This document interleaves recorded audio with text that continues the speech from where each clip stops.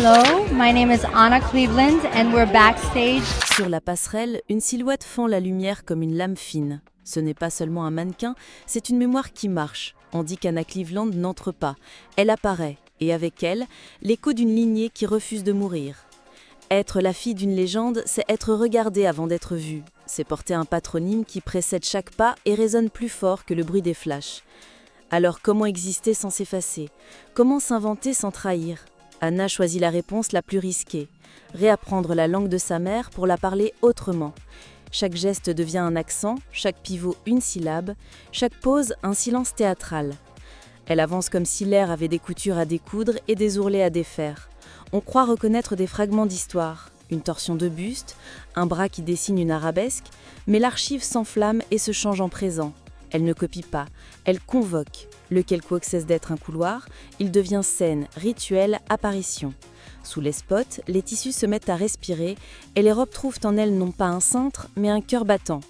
Ce soir-là, quelqu'un jure avoir vu le passé revenir. Non, c'était l'avenir qui répétait ses premiers pas et il portait le nom d'Anna Cleveland. Anna Cleveland naît en 1989 dans un univers où la mode n'était pas seulement un métier, mais une atmosphère, une respiration quotidienne. Sa mère, Pat Cleveland, déjà inscrite au panthéon des mannequins les plus emblématiques des années 70, l'élève dans une maison où les murs semblaient tapissés de tissus et où les conversations s'envolaient souvent vers des histoires de podiums, de couturiers et de révolutions esthétiques. Pourtant, grandir à l'ombre d'une telle figure ne signifiait pas vivre dans la lumière. Au contraire, pour Anna, l'éclat maternel devenait une présence aussi lourde qu'inspirante. Être la fille de la condamnait à porter un héritage dont elle n'avait pas encore les clés, à sentir sur ses épaules des attentes immenses, bien avant même d'avoir choisi son chemin. Son enfance se partage entre deux continents, l'Amérique et l'Europe. Ses allers-retours forgent chez elle un sentiment d'errance, une impression d'appartenir à partout et à nulle part. Dans les couloirs d'écoles anonymes, Anna est la fille étrange, trop grande, trop maigre, trop excentrique dans ses gestes et ses mots. Elle hérite du charisme maternel, mais sans encore savoir comment l'apprivoiser. Ses camarades la regardent comme une étrangère, une silhouette un peu décalée, déjà marquée par un corps qui ne correspond pas aux normes adolescentes. Cet isolement nourrit une intériorité profonde. Elle apprend très tôt à se construire un monde intérieur foisonnant, peuplé d'images, de chorégraphies imaginées et de récits secrets. Ce refuge deviendra plus tard son arme. La scène du catwalk ne serait qu'une extension de ce théâtre intime. Dans sa famille, la mode n'est pas un rêve lointain, mais un quotidien banal.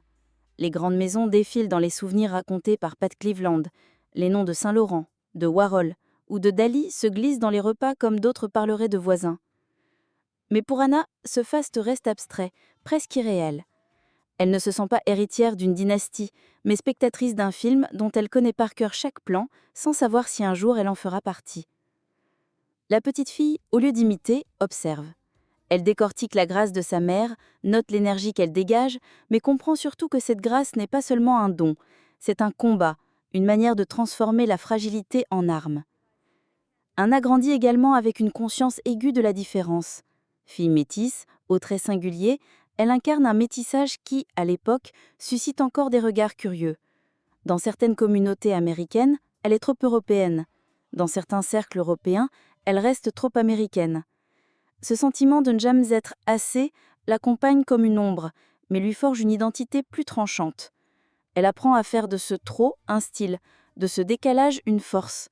Déjà dans ses jeux d'enfant, elle aime exagérer, jouer la tragédienne, mimer les héroïnes de films muets.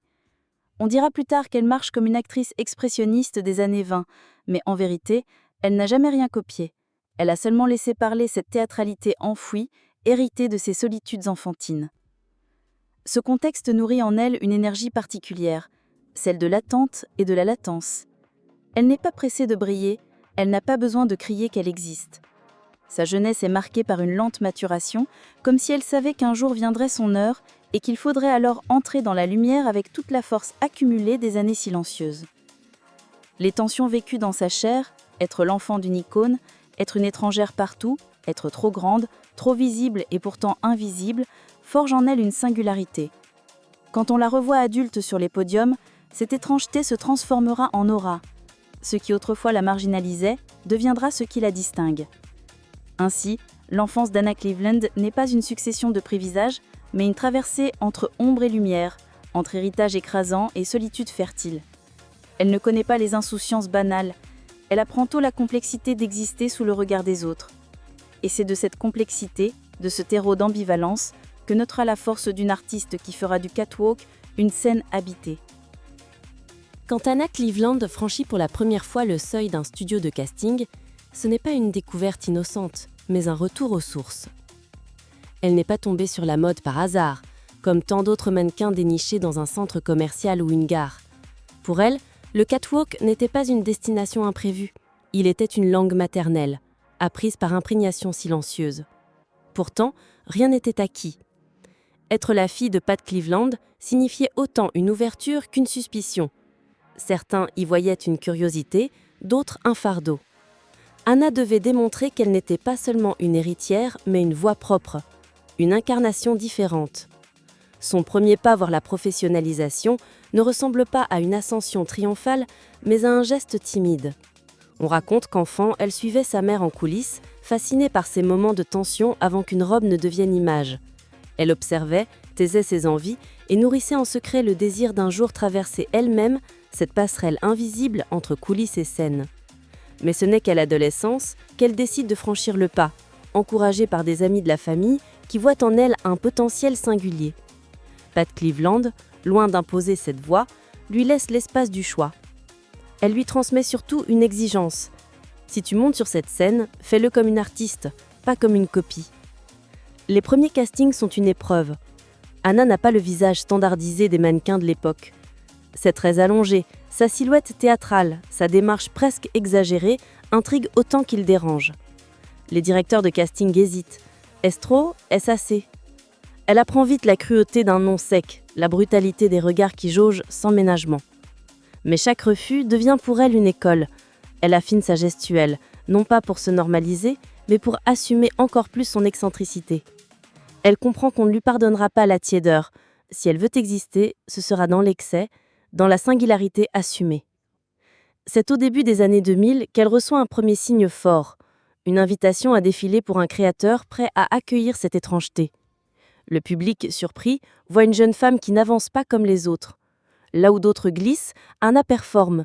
Son pas devient une chorégraphie, son regard une énigme, ses bras dessinent l'espace. Certains critiques parlent d'une apparition expressionniste, d'une héritière des héroïnes du cinéma muet. D'autres dénoncent une théâtralité trop appuyée. Mais pour Anna, ce clivage est une victoire. Provoquer une réaction, c'est déjà exister. Derrière cette entrée en scène se cache aussi une lutte intérieure. Porter son nom dans l'industrie, c'est vivre avec l'ombre de la comparaison permanente. Chaque apparition suscite la question implicite « Est-elle comme sa mère ?» Anna choisit de ne pas répondre, mais de déplacer le terrain. Elle ne cherche pas à rivaliser sur le registre de la beauté classique ou de la séduction immédiate. Elle construit un autre langage, celui de la performance. Ainsi, ses débuts ne sont pas seulement ceux d'une carrière, mais ceux d'un manifeste. Elle affirme que le mannequinat peut être autre chose qu'une beauté figée, un art vivant, mouvant, imprévisible. Les coulisses deviennent pour elle des laboratoires. Avant chaque défilé, elle répète seule des gestes étranges, teste des poses devant un miroir, comme une danseuse qui chercherait la clé d'une chorégraphie. Ce travail invisible forge sa réputation. On dit que Anna habite les vêtements, qu'elle les fait respirer différemment. Elle attire l'attention de stylistes et de photographes en quête d'images inédites. Très vite, son nom circule, non plus seulement comme la fille de Pat, mais comme une présence qu'il faut voir au moins une fois pour comprendre. Le chemin reste semé d'embûches. Dans une industrie obsédée par la jeunesse interchangeable, Anna dérange par sa singularité. Elle n'entre pas facilement dans les critères des agences qui préfèrent les silhouettes anonymes, prêtes à se plier à tous les standards. Mais quelques figures visionnaires la remarquent. Jean-Paul Gaultier, notamment, reconnaît en elle une matière rare, un corps capable de transformer la mode en théâtre. Pour lui, Anna n'est pas un mannequin, c'est une muse. Cette rencontre marquera le véritable tournant de ses débuts. Avant d'arriver à ce moment décisif, Anna traverse des années de doute. Chaque contrat refusé, chaque casting aborté la confronte à la tentation d'abandonner. Elle se demande parfois si son excentricité est un atout ou une condamnation. Mais dans ces instants de fragilité, elle puise dans les mémoires d'enfance, les gestes de sa mère, les regards fascinés des couturiers face à une apparition singulière. Elle se répète que l'excès n'est pas un défaut, mais une voie. Et chaque retour sur scène, aussi modeste soit-il, la conforte quand elle marche, le temps change de rythme. Cette évidence devient sa boussole.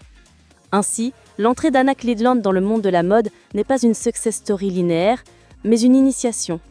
Une confrontation entre héritage et invention, entre refus et reconnaissance. Elle ne s'est pas imposée par hasard ni par facilité, mais par obstination à transformer une étrangeté en art. Ce qui au départ apparaissait comme une excentricité trop marquée deviendra bientôt sa signature, son passeport pour les défilés les plus mythiques. Mais avant l'apothéose, il fallait franchir ce seuil, celui où l'on cesse d'être une fille de légende pour devenir une légende en devenir. Quand Anna Cleveland entre véritablement dans la lumière, ce n'est plus la timide jeune fille des premiers castings. C'est une apparition magnétique, une silhouette qui fascine autant les maisons de couture que la presse spécialisée. Son tournant décisif arrive lorsqu'elle devient la muse de Jean-Paul Gaultier. Sur ces podiums, elle ne se contente pas de marcher. Elle raconte une histoire, chaque pas devenant un chapitre, chaque mouvement une phrase. Le public, habitué à l'alignement glacé des mannequins interchangeables, découvre une performeuse qui réenchante la passerelle comme un espace dramatique. Anna ne défile pas, elle interprète. Son visage mobile, ses bras dessinant des arabesques, son corps oscillant entre grâce et étrangeté, donnent aux vêtements une vie que peu savaient imaginer. Rapidement, son style séduit d'autres grands noms. Elle apparaît dans les shows de Lanvin, d'Antonio Maras, de Moschino, où son excentricité devient une valeur ajoutée. Les photographes de mode adorent son profil anguleux, ses gestes inattendus qui cassent les poses figées. On dit d'elle qu'elle est l'anti-mannequin, celle qui refuse la neutralité pour incarner l'excès. Cette singularité attire les magazines. Vogue, Harper's Bazaar, Numéro lui consacrent des éditoriaux où son visage se tord, où son corps s'allonge comme dans une peinture expressionniste. Là où d'autres cherchent la perfection lisse, Anna impose une beauté dramatique, parfois dérangeante, toujours inoubliable. Les années 2010 marquent son apogée. Les défilés deviennent des performances attendues. Qui sera Anna aujourd'hui ? Une héroïne de film muet ? Une prêtresse baroque ? Une tragédienne moderne ? Chaque apparition est un rôle, et chaque rôle confirme qu'elle est bien plus qu'un mannequin. Elle fascine parce qu'elle ne répète jamais la même partition. Même vêtue d'une robe minimaliste, elle trouve la faille par laquelle injecter du théâtre. Le public retient son souffle, les critiques saluent une vision vivante de l'art. Son image s'impose comme une signature. Aucune autre ne marche comme elle, aucune autre n'ose jouer ainsi avec l'espace et les regards. Cette ascension n'est pas seulement artistique, elle est aussi symbolique. Dans une industrie obsédée par la standardisation, Anna devient l'exception célébrée. Elle rappelle que la mode peut encore accueillir l'audace, l'inattendu, l'imprévisible. En ce sens, elle rejoint la lignée des icônes qui, à leur époque, ont déplacé les codes. Sa mère, bien sûr, mais aussi des figures comme Kristen McMenamy ou Tilda Swinton, qui ont fait de leur étrangeté une force. Anna incarne cette continuité, un refus de se conformer, une volonté de transformer chaque contrainte en liberté. À mesure que sa notoriété grandit, elle attire aussi la curiosité du public. Les interviews se multiplient. On lui demande comment elle vit avec l'ombre maternelle, comment elle définit son propre style. Elle répond avec lucidité. « Je ne suis pas une copie, je suis une variation ». Cette phrase devient une clé de lecture. Anna ne cherche pas à échapper à son héritage, mais à l'habiter autrement. Elle assume le lien avec sa mère, tout en affirmant que sa démarche artistique ne lui appartient qu'à elle. Dans une époque où tant de carrières s'épuisent dans l'imitation, cette affirmation lui confère une aura d'authenticité rare. Ses collaborations s'élargissent, campagnes internationales, couvertures prestigieuses, éditoriaux où sa gestuelle se déploie comme une chorégraphie. Les critiques parlent de « l'étrangeté sublime d'Anna Cleveland », une formule qui résume son essence. Elle n'a pas besoin d'être comprise par tous, elle préfère diviser, surprendre, hanter les mémoires. Et dans ce rôle, elle excelle. Son apogée n'est pas seulement un sommet personnel, c'est un rappel collectif. La mode, quand elle ose, peut redevenir un art vivant. Anna Cleveland, en ce sens, devient l'un des visages les plus marquants de sa génération. Dans l'industrie de la mode, où l'uniformité est souvent récompensée et où chaque mannequin doit s'effacer derrière la vision du créateur, Anna Cleveland a décidé de ne jamais se réduire au rôle de simple support. Son corps long et anguleux n'a jamais été une toile neutre. Il est un instrument qu'elle accorde selon sa propre partition. Là où la norme exige une marche droite, un visage impassible et une retenue presque mécanique, elle impose le contraire, des bras qui s'élancent, un visage mobile, des gestes qui frôlent la danse.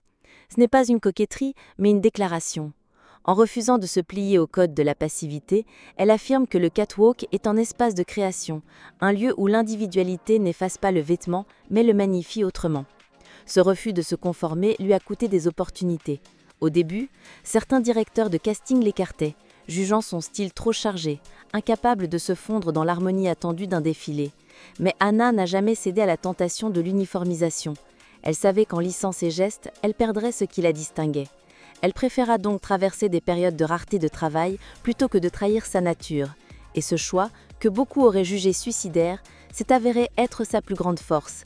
Sa singularité, d'abord perçue comme un défaut, est devenue sa marque, son identité artistique non négociable.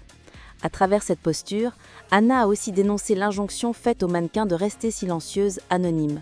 Elle considère son travail comme une forme d'art performatif, où la personnalité du mannequin compte autant que le vêtement. Elle s'inspire de l'expressionnisme, du théâtre muet, des danses modernes qui utilisaient le corps pour raconter sans mots. Ces défilés deviennent ainsi des fragments de récit. Là où d'autres passent et disparaissent, elle imprime une mémoire. Ces gestes marquent le spectateur parce qu'ils sortent du cadre. Une main tendue vers le ciel, une torsion inattendue, un regard qui transperce la salle.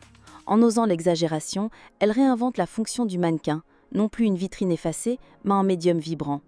Cette rébellion s'exprime aussi dans ses choix professionnels. Anna refuse les contrats qui exigent d'elle une neutralité totale ou une standardisation de son image.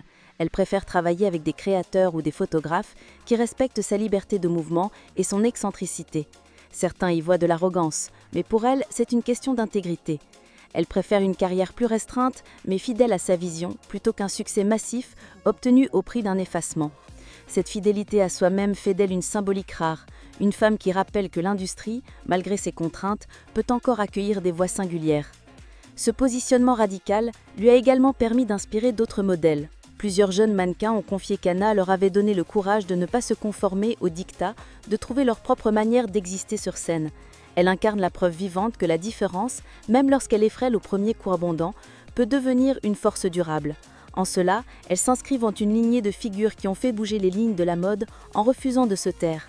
Des femmes qui ont transformé le catwalk en un espace politique autant qu'artistique. En définitive, la rébellion d'Anna Cleveland n'est pas une provocation gratuite, c'est une nécessité vitale. C'est le seul moyen qu'elle a trouvé pour survivre dans une industrie qui, autrement, l'aurait absorbée et effacée. Elle fait de sa différence une arme, de son excentricité une identité, de son héritage une matière qu'elle sculpte à sa manière. Et ce choix, exigeant et solitaire, c'est ce qui l'a élevée au rang d'icône, non pas pour ce qu'elle représente, mais pour ce qu'elle ose refuser. Après des années d'ascension, l'histoire d'Anna Cleveland connaît aussi ses creux, ces zones d'ombre que la mode préfère taire. Car derrière les projecteurs, il y a la fatigue des voyages incessants, l'épuisement des corps qui doivent sans cesse performer, l'angoisse d'être réduite à une image. Anna, habituée à exister dans l'excès, se retrouve parfois prisonnière de ce rôle qu'elle a elle-même façonné. Être l'étrange, l'expressionniste, la performeuse devient une attente constante, et cette pression finit par l'isoler. Certains critiques commencent à se demander si son style n'est pas trop répétitif, si sa théâtralité ne vire pas au cliché. Ces murmures fragilisent son aura et Anna choisit alors de se retirer un temps. Il y a aussi les blessures intimes, invisibles. Derrière les gestes flamboyants, elle cache une hypersensibilité qui se heurte aux exigences d'un milieu dur où les contrats se signent et se rompent sans état d'âme. Les années où elle travaille moins nourrissent des rumeurs. Certains imaginent des désaccords avec les grandes maisons, d'autres évoquent des crises personnelles. Elle, fidèle à sa pudeur, garde le silence. Ses apparitions se raréfient, son nom circule moins. La scène de la mode, avide de nouveautés, la remplace vite par d'autres visages plus jeunes, plus dociles. Cette période de retrait ressemble à une disparition. Pour ceux qui l'avaient idolâtrée, l'absence est brutale. Mais pour Anna, c'est une nécessité. Se protéger, se retrouver, redéfinir ce qu'elle veut donner. Elle comprend que la mode, avec sa vitesse, peut broyer même les tempéraments les plus singuliers. Ce recul lui permet d'accepter sa fragilité et de transformer ses failles en matière créative. Lorsqu'elle réapparaît, plus discrète mais toujours aussi magnétique, elle n'est plus la même. Elle n'est plus seulement la muse flamboyante des podiums, mais une femme qui a traversé ses ombres et qui en revient avec une nouvelle densité. Aujourd'hui, Lorsqu'on évoque Anna Cleveland, on ne parle plus seulement de la fille de Pat, mais d'une artiste qui a su transformer le catwalk en un art total. Son héritage n'est pas chiffré en campagnes publicitaires ou en contrats commerciaux, mais en instants gravés dans la mémoire collective. Un pas qui se mue en danse, un regard qui suspend le temps, une silhouette qui transcende le vêtement pour toucher l'âme. Elle a prouvé qu'un mannequin pouvait être plus qu'un support, qu'il pouvait devenir créateur d'émotions, passeur d'histoire, témoin d'une époque. Anna laisse derrière elle l'image d'une femme qui n'a jamais cédé aux normes étroites de l'industrie. Elle incarne une liberté rare, celle d'assumer sa différence et d'en faire une force. Pour beaucoup de jeunes modèles, elle reste une référence, une preuve que l'excentricité, loin d'être un handicap, peut devenir signature. Et au-delà de la mode, elle inspire l'idée qu'il est possible de construire sa propre voie, même dans l'ombre d'un héritage écrasant. Son nom restera associé à une forme de courage, celui de dire non au compromis facile et de préférer l'art à la complaisance. La question demeure ouverte, que retiendront-on d'elle dans 20 ans, dans 50 ans? Peut-être cette certitude fragile mais éclatante qu'au milieu d'une industrie obsédée par la standardisation, il existe encore des voix capables de réinventer la beauté. Anna Cleveland n'a pas seulement défilé, elle a écrit par son corps un chapitre singulier de l'histoire de la mode.